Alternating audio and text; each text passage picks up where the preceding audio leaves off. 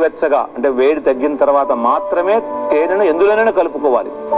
లేకపోతే చల్లగా చల్లారిన తర్వాత ఒక గాజు సీసాలో దీన్ని ఇట్లా గ్లాసులో పోసుకొని ఇందులో మనం తాగే మన రక్తం ఎలా ఉంటుందో అదే విధంగా ఈ పానీయం తయారవుతుంది.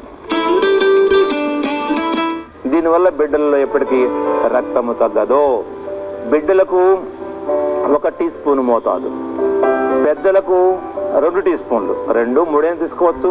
రక్తము బాగా తగ్గిపోయిన వాళ్ళు ఉదయం, మధ్యాహ్నం, సాయంత్రం 3 పూటలు కూడా దీన్ని తీసుకోవచ్చు. కాబట్టి మీరు మర్చిపోకుండా, ఇవన్నీ ఏ విధమైనటువంటి హానికరమైనటువంటి పదార్థాలు కాదని మీ అందరికి కూడా తెలుసు కాబట్టి మనం కూరల్లో రోజు వాడుకుంటున్నాం కాబట్టి దీన్ని ఒక తీయని పానీయంగా మనం మార్చుకుంటే తాగేటప్పుడు మనకు కూడా చాలా ఆరోగ్యము, ఆనందము కలుగుతాయి, రక్త వృద్ధి అవుతుంది. చర్మ సౌందర్యానికి, రక్త శుద్ధికి క్యారెట్ హల్వా కావాల్సిన పదార్థాలు: టమాటో 50 గ్రాములు, క్యారెట్ 50 గ్రాములు, బీట్రూట్, నిమ్మకాయ 1, పటిక బెల్లం 150 గ్రాములు, తేనె 50 గ్రాములు. టమాటో, క్యారెట్, బీట్రూట్ ముక్కల్ని మిక్సీలో మెత్తగా రుబ్బుకోవాలి. ఈ ముద్దను పిండి రసం వడగట్టుకోవాలి.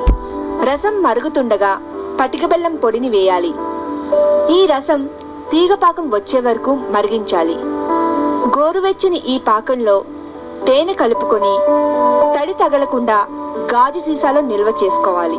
1 గ్లాసు నీళ్ళల్లో 1 లేదా 2 చెంచాల ఈ క్యారెట్ హల్వా కాస్త నిమ్మరసంని కలిపి తాగడం వల్ల రక్తం శుద్ధి చెంది చర్మ సమస్యలు తగ్గుతాయి.